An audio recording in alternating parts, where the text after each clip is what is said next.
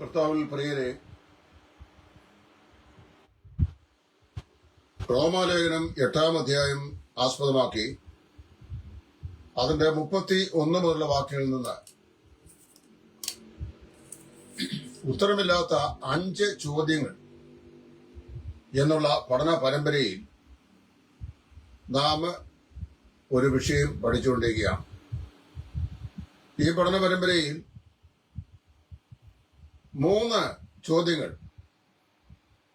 ദൈവം നമുക്ക് അനുകൂലമെങ്കിൽ പ്രതികൂലം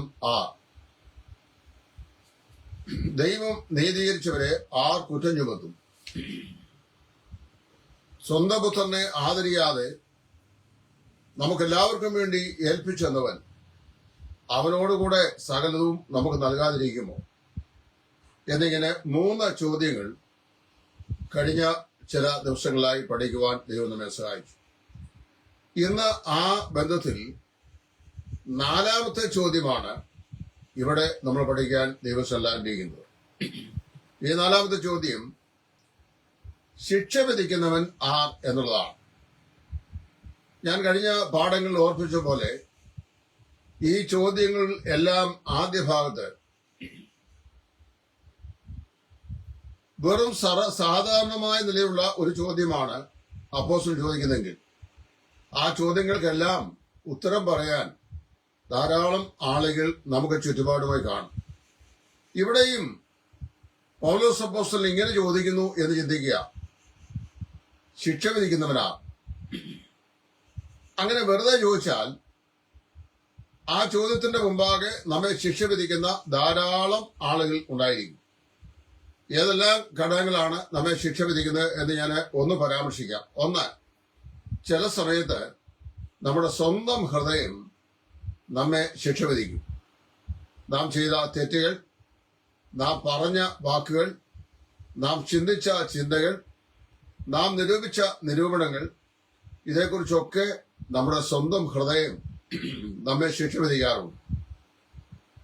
അത് മാത്രമല്ല, അതിന് വെളിയിൽ, അതായത് നമ്മുടെ ഹൃദയത്തിന്റെ വെളിയിൽ പല ആളുകൾ വിമർശന ബുദ്ധിയ നമ്മെ എല്ലായ്പ്പോഴും വീക്ഷിക്കുന്ന ഒരു കൂട്ടം ആളുകളുണ്ട്. എന്തിലും ഏതിനും നമുക്കെതിരെ കുറ്റം ആരോപിക്കുന്ന ഒരുപറ്റം ആളുകളുണ്ട്. നമ്മുടെ വിമർശകർ, നിരൂപകന്മാർ എന്നാണ് അവരെ അറിയുന്നത്. അവരെ നമ്മെ ശിക്ഷ വിധിച്ചുകൊണ്ടേയിരിക്കും. അല്ലെ, ഓരോ സമയത്തും നമുക്കെതിരെ ശിക്ഷാവിധി പുറപ്പെടുവിച്ചുകൊണ്ട് ഇരിക്കും. നമ്മെ പൊതു ശുശ്രൂഷകളിൽ നിന്ന് അകറ്റിക്കളയാൻ ശ്രമിക്കുന്ന ആളുകൾ, അവർ നമ്മെ ശിക്ഷ വിധിച്ചുകൊണ്ടേയിരിക്കും. അതുപോലെ നമ്മുടെ ശത്രുക്കളായ ആളുകൾ, അതായത് സുവിശേഷത്തിന്റെ ശത്രുക്കളായ ആളുകൾ, ദൈവകൃപയുടെ ശത്രുക്കളായ ആളുകൾ, അവരൊക്കെ നമ്മെ ശിക്ഷ വിധിച്ചുകൊണ്ടേയിരിക്കും. അപ്പോൾ ഞാൻ പറഞ്ഞിരിക്കുകയാണ്, ചില വേള സ്വന്തം ഹൃദയം, ചിലപ്പോൾ നമ്മുടെ നിരൂപകന്മാരായ വിമർശകരായ എതിരാളികൾ, 3 നമുക്കെതിരെ പ്രവർത്തിക്കുന്ന ആളുകൾ, 4 നമ്മുടെ ശത്രുക്കൾ. ഇവരെല്ലാം ഒരു നിലയിൽ അല്ലെങ്കിൽ വേറൊരു നിലയിൽ നമ്മെ ശിക്ഷ വിധിച്ചുകൊണ്ട് ഇരിക്കും. അപ്പോൾ ആരാണ് നമ്മെ ശിക്ഷിക്കുന്നത് അല്ലെങ്കിൽ ശിക്ഷ വിധിക്കുന്നത് എന്ന് ഒരു സാധാരണ ചോദ്യം ചോദിച്ചാൽ, ഈ പറയപ്പെട്ട ഘടകങ്ങളൊക്കെ നമ്മുടെ സ്വന്തം ഹൃദയം, നമ്മുടെ വിമർശകന്മാർ, നമ്മുടെ എതിരാളികൾ, നമുക്കെതിരെ ശത്രുത പ്രവർത്തിക്കുന്നവർ, ഇവരൊക്കെ നമ്മെ ശിക്ഷ വിധിക്കാൻ സാധ്യതയുണ്ട്. എന്നാൽ ഇവിടെ അപ്പോസ്തലൻ ചോദിക്കുകയാണ്, നീതീകരിക്കുന്നവൻ ദൈവം, ശിക്ഷ വിധിക്കുന്നവനാ? പ്രത്യേകം ശ്രദ്ധിക്കണം. അങ്ങനെയുള്ള എല്ലാ ഘടകങ്ങളും നമ്മുടെ മേൽ ശിക്ഷാവിധി ചൊരിഞ്ഞാലും ആ ശിക്ഷാവിധികളെല്ലാം പരാജയപ്പെട്ടു പോകും. അതൊന്നും നമ്മുടെ ജീവിതത്തിൽ അത് പ്രാവർത്തികമാകുകയില്ല. എന്താ കാരണം എന്ന് പറയുന്നു. കർത്താവായ യേശുക്രിസ്തു മരിച്ചവൻ, മരിച്ചിട്ട് ഉയർത്തെഴുന്നേറ്റവൻ തന്നെ. അവൻ ദൈവത്തിന്റെ വലതുഭാഗത്ത് ഇരിക്കുന്നു. 4 കാരണങ്ങളാണ് ഈ ലോകം, ജഡം, പിശാച്, ശത്രുക്കൾ, വിമർശകന്മാർ, ഇവരൊക്കെ നമ്മുടെ നേരെ ശിക്ഷാവിധി ഉച്ചരിച്ചാൽ ആ ശിക്ഷാവിധി കൊണ്ട് നമുക്കൊരു ദോഷവും ഉണ്ടാകാതിരിക്കാൻ കാരണങ്ങളായി ഈ ഭാഗത്ത് അപ്പോസ്തലൻ പറയുന്നു. 1, ക്രൈസ്റ്റ് ജീസസ് ഹു ഡൈഡ്, കർത്താവായ യേശു മരിച്ചവനാണ്. He died for our sin, അതായത് നമ്മുടെ പാപങ്ങൾക്ക് വേണ്ടിയാണ് യേശുക്രിസ്തു മരിച്ചത്. കർത്താവായ യേശുക്രിസ്തു കാൽവരിലെ ക്രൂശിൽ നമ്മുടെ പാപങ്ങൾക്ക് വേണ്ടി മരിക്കുമ്പോൾ പാപത്തിന് കർത്താവ് ക്രൂശിന്മേൽ ശിക്ഷ വിധിച്ചു. നമ്മുടെ പാപത്തിന് യേശു ക്രിസ്തു ക്രൂശിന്മേൽ ശിക്ഷ വിധിച്ചു. റോമാലേഖനം 8:3 നാം വായിക്കുന്നു, തന്റെ ജഡശരീരത്തിൽ നമ്മുടെ പാപങ്ങൾക്ക് അവൻ ശിക്ഷ വിധിച്ചു കഴിഞ്ഞു. മാത്രമല്ല, അങ്ങനെ താൻ ശിക്ഷ സഹിക്കിയാൽ, തന്റെ ജഡശരീരത്തിൽ നമ്മുടെ പാപങ്ങൾക്ക് താൻ ശിക്ഷ വഹിക്കിയാൽ, നമ്മെ പാപത്തിന്റെ ശിക്ഷാപതിയിൽ നിന്ന് കർത്താവായ യേശു വീണ്ടെടുത്തിരിക്കുന്നു. റോമാലേഖനം 8-ാം അപഗാഹമായ ആത്മിക ഉപദേശ സത്യങ്ങൾ ഉള്ളടക്കം ചെയ്യപ്പെട്ടിരിക്കുന്ന ഒരു അധ്യായമാണ്. യേശു ക്രിസ്തു നമ്മുടെ പാപങ്ങളെ ചുമന്നുകൊണ്ട് ക്രൂശിന്മേൽ കയറി പാപത്തിന് ശാശ്വതമായ ശിക്ഷ ക്രൂശിന്മേൽ തന്റെ മരണത്താൽ അദ്ദേഹം നടപ്പിലാക്കി കഴിഞ്ഞപ്പോൾ പാപത്തിന്റെ ശിക്ഷാവധിയിൽ നിന്ന്, അല്ലെങ്കിൽ ന്യായപ്രമാണത്തിന്റെ ശിക്ഷാവധിയിൽ നിന്ന് അത്ഭുതാവകമായ ഒരു വിടുതൽ കർത്താവായ യേശുവിന്റെ മരണം നമുക്ക് നൽകി. മാത്രമല്ല, കർത്താവായ യേശു മരിച്ചവൻ, മരിച്ചിട്ട് ഉയർത്തെഴുന്നേറ്റവൻ. കർത്താവായ യേശു ക്രിസ്തുവിന്റെ മരണത്തിന് ശേഷം മരിച്ചവരിൽ നിന്ന് ആദ്യനായി യേശു ക്രിസ്തു ഉയർത്തെഴുന്നേറ്റു. അതാണ് ജഡം സംബന്ധിച്ച് ദാവീദിന്റെ സന്തതിയായി ജനിക്കുകയും മരിച്ചവരുടെ ഇടയിൽ നിന്ന് ഉയർത്തെഴുന്നേൽക്കിയാൽ ദൈവത്തിനുള്ള ശക്തിയോട് നിർണ്ണയിക്കുകയും ചെയ്ത നമ്മുടെ കർത്താവായ യേശു എന്ന് അപ്പോസ്തലൻ പറയുന്നു. രണ്ടാമതോട് പറഞ്ഞ കാരണം, Y either our critics or our enemies or our detractors or our own heart cannot condemn us anymore. എന്തുകൊണ്ട് ഈ ശത്രുക്കൾക്കോ എതിരാളികൾക്കോ നമ്മളെ വിമർശിക്കുന്നവർക്കോ നമ്മുടെ സ്വന്തം ഹൃദയത്തിലോ തന്നെ നമ്മെ ഇനി ശിക്ഷ വിധിക്കാൻ കഴിയില്ല എന്ന ചോദ്യത്തിന് പൗലോസ് തന്നെ ഉത്തരം പറയുകയാണ്. Because Christ died four us. ക്രിസ്തു നമുക്ക് വേണ്ടി മരിച്ചു. തന്റെ മരണം കൊണ്ട് പാപത്തിന് ശിക്ഷ ക്രൂശിൽ കർത്താവ് വിധിച്ചിരിക്കുകയാൽ പാപത്തിന്റെ ശിക്ഷാവിധിയിൽ നിന്ന് കർത്താവ് നമ്മെ വീണ്ടെടുത്തിരിക്കുന്നു. 2, അവൻ മരിച്ചവരുടെ ഇടയിൽ നിന്ന് ഉയർത്തെഴുന്നേറ്റിരിക്കുന്നു. അതാണ് രണ്ടാമത്തെ കാരണം. ക്രിസ്തു മരിച്ചവരുടെ ഇടയിൽ നിന്ന് ഉയർത്തെഴുന്നേറ്റവൻ തന്നെ. കർത്താവായ യേശു മരിച്ച് അടക്കപ്പെട്ട് കല്ലറയിൽ നിന്ന് പിതാവായ ദൈവം അവനെ ഉയർത്തെഴുന്നേൽപ്പിച്ചതുകൊണ്ട് ഒരു കാര്യം ദൈവം ചെയ്തു. എന്താ അറിയാമോ? കർത്താവായ യേശു ക്രിസ്തുവിന്റെ കാൽവറിയിലെ യാഗമരണത്തെ, അതിന്റെ സാധുതയെ പിതാവായ ദൈവം സ്ഥിരീകരിച്ചു. അവിടെ കർത്താവായ യേശു ക്രിസ്തുവിന്റെ പാപയാഗം, ക്രൂശിലെ പാപയാഗം പിതാവായ ദൈവം അംഗീകരിച്ചു എന്നുള്ളതിന്റെ ഏറ്റവും സ്പഷ്ടവും വ്യക്തവുമായിരുന്ന തെളിവ്, ആ തെളിവിന്റെ പ്രദർശനമാണ് കർത്താവായ യേശുവിന്റെ പുനരുദ്ധാനം. അതുകൊണ്ടാണ് യേശു ക്രിസ്തുവിന്റെ ജഡം സംബന്ധിച്ച് ദാവീദിന്റെ സന്തതിയായി ജനിക്കുകയും മരിച്ചിട്ട് ഉയർത്തെഴുന്നേൽക്കിയാൽ ദൈവത്തിൽ നിന്ന് ശക്തിയോട് നിർണ്ണയിക്കുകയും ചെയ്ത കർത്താവായ യേശു. മരിച്ചുവെന്ന് അവൻ ഉയർത്തെഴുന്നേറ്റു. പിതാവായ ദൈവം അവന്റെ യാഗമരണത്തെ അംഗീകരിച്ചു. അപ്പൊ തന്റെ പുത്രന്റെ യാഗമരണം ദൈവത്തിന് തൃപ്തികരമായ പാവപരിഹാര ബലിയായാൽ ദൈവം ക്രിസ്തുവിൽ നമ്മെ സൗജന്യമായി നീതീകരിച്ചു. 3, മരിച്ചവൻ ഉയർത്തെഴുന്നേറ്റവൻ. അവൻ ദൈവസിംഹാസന വലതുഭാഗത്തിരിക്കുന്നു. നമുക്കറിയാമല്ലോ, ന്യായപ്രമാണ പ്രകാരം അല്ലെങ്കിൽ ലേവ്യ പൗരോഹിത്യ നിയമപ്രകാരം ഇസ്രായേലിൽ പൗരോഹിത്യ ശുശ്രൂഷ ചെയ്തു വന്ന എല്ലാ മഹാപുരോഹിതന്മാരും അവർ ദൈവസേനയിൽ ദിനംതോറും നിന്നുകൊണ്ട് ശുശ്രൂഷകളെ ചെയ്തു വന്നു, അതായത് യാഗങ്ങളെ അർപ്പിച്ചു വന്നു. ഇവിടെ നാം വായിക്കുന്നത് മരിച്ച് ഉയർത്തെഴുന്നേറ്റ യേശു ക്രിസ്തു പിതാവായ ദൈവത്തിന്റെ വലതുഭാഗത്തിരിക്കുന്നു എന്നാ പറയുന്നത്. അവന്റെ ശുശ്രൂഷ അവൻ നിവർത്തിച്ചു കഴിഞ്ഞിരിക്കുന്നു.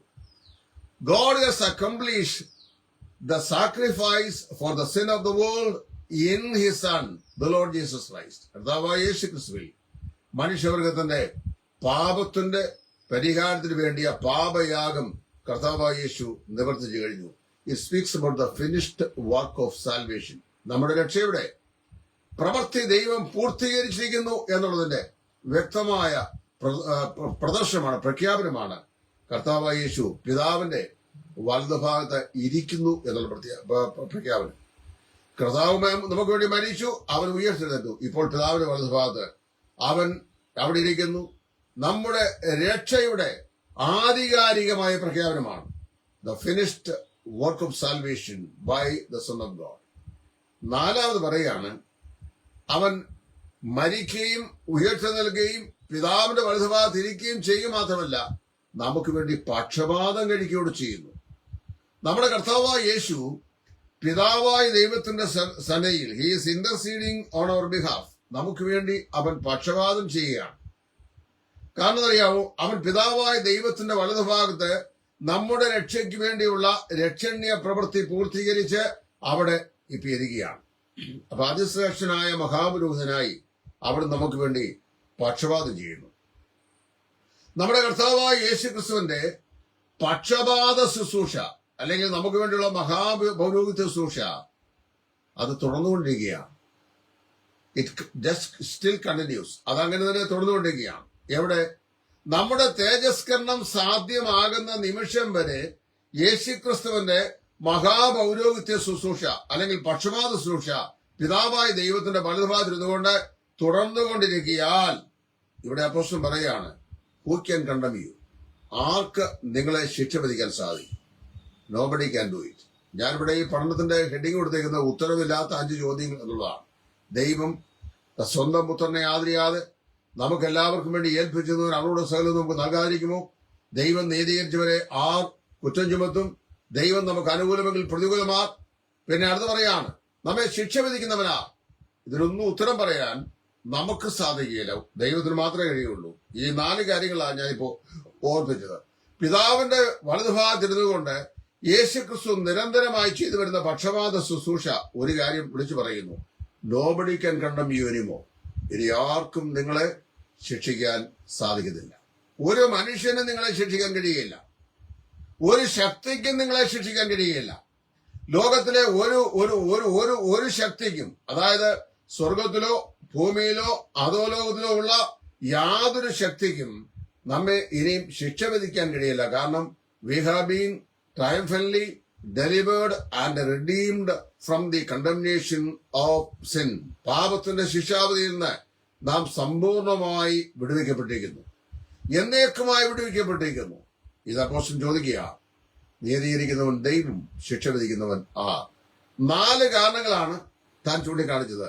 വൈ നോബഡി ക്യാൻ കണ്ടം us anymore. നമ്മെ ഇനി ആർക്കും ശിക്ഷിക്കാൻ കഴിയാത്ത 4 കാരണങ്ങൾ. 1, കർത്താവായ യേശുക്രിസ്തുവിന്റെ കാൽവറിയിലെ പാപപരിഹാര ബലി. 2, കർത്താവായ യേശുക്രിസ്തുവിന്റെ പുനരുത്ഥാനം, പാപപരിഹാര ബലിയെ ദൈവം അംഗീകരിച്ച് പാപിയെ നീതീകരിക്കുന്നതിന്റെ പരസ്യമായ പ്രഖ്യാപനം. 3, കർത്താവായ യേശുക്രിസ്തു പിതാവിന്റെ വലതുഭാഗത്ത് ഉപവിഷ്ടനായിരിക്കുന്നു, അതായത് the finished work of salvation, നമ്മുടെ രക്ഷ പൂർത്തീകരിക്കപ്പെട്ടിരിക്കുന്നു എന്നുള്ള പ്രഖ്യാപനം. 4, he is interceding for us, നമുക്ക് വേണ്ടിയുള്ള അവന്റെ പക്ഷപാത ശുശ്രൂഷ. ഈ 4 കാര്യങ്ങൾ കൊണ്ട് ആർക്കും ഇനിയും നമ്മെ ശിക്ഷിക്കാൻ സാധിക്കില്ല. നമ്മുടെ നേരെ ശിക്ഷാവധി ഉച്ചരിക്കാൻ സാധിക്കില്ല.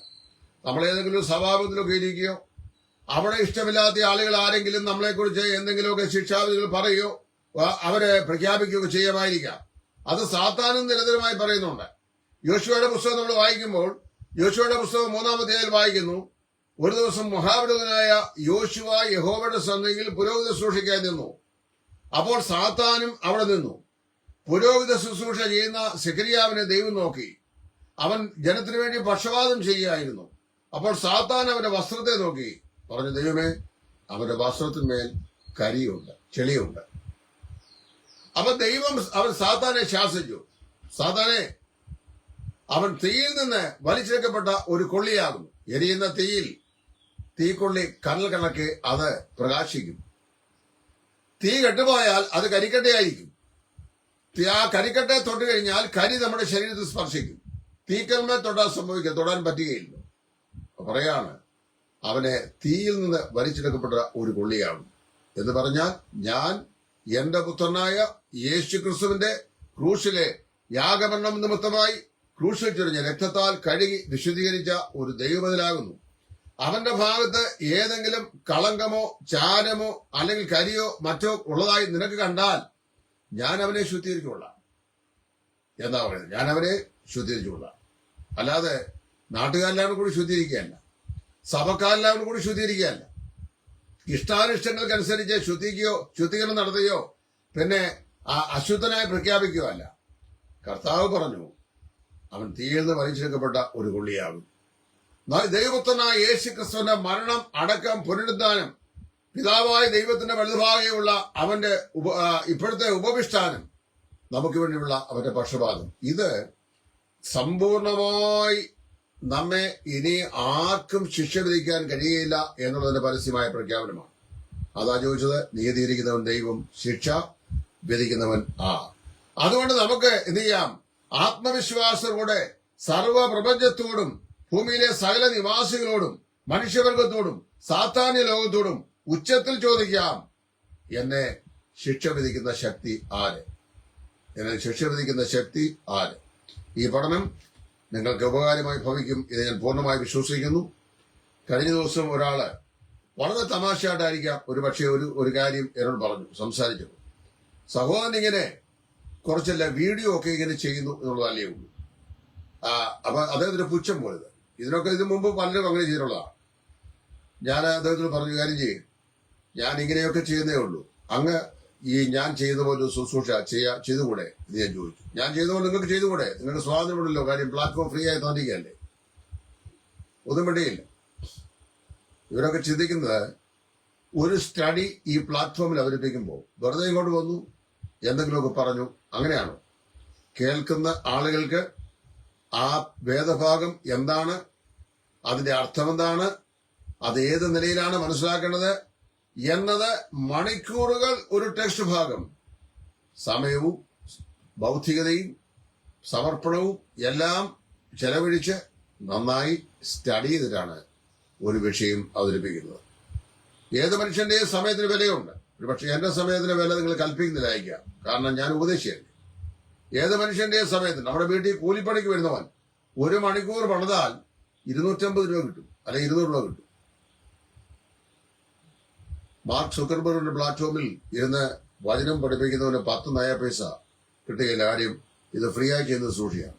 അതിലും നമ്മെ ശിക്ഷ വിധിക്കാൻ ശ്രമിക്കുന്ന ആളുണ്ടാവും. ഇതെല്ലാം ചേർത്ത് ആര് നിങ്ങളെ ശിക്ഷ വിധിക്കും?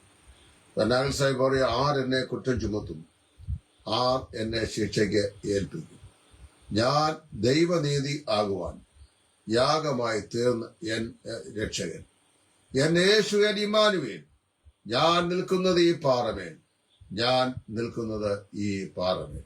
ദൈവത്തിന് സ്തോത്രം. ഇതിന്റെ 5-ാമത്തെ ഭാഗം ദൈവം വെച്ചാൽ അടുത്ത ദിവസം ഞാൻ പറയുന്നതാണ്. കഴിഞ്ഞ ചില ദിവസങ്ങൾ ശുശ്രൂഷയുടെ വെത്തുപാടുകൾ വളരെ വിദൂര സ്ഥലത്തായിരുന്നു, ദൂരെയായിരുന്നു.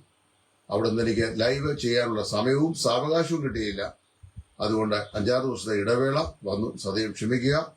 ദൈവം നിങ്ങളെ ഏവരെയും അനുഗ്രഹിക്കട്ടെ. കർത്താവായ യേശു ക്രിസ്തുവിന്റെ കൃപയാൽ അവിടുത്തെ ശുശ്രൂഷയിൽ എളിയ ഒരു ഭാഗവാക്കാകുന്ന ഒറ്റ വാക്കൂടെ പറഞ്ഞു കഴിഞ്ഞാൽ, സിറഫൈനക്കാരി സ്ത്രീ പറഞ്ഞതുപോലെ യജമാന്റെ മേശപ്പുറത്തുനിന്ന് വീഴുന്ന അപ്പകഷത്തിന്റെ വിളുമ്പ് മാത്രം ഭക്ഷിക്കാൻ യോഗ്യതയുള്ള കർത്തൃ സുവിശേഷകൻ ടൈറ്റസ് ഫ്രോം ഇടയാറുണ്ട്. Thank U.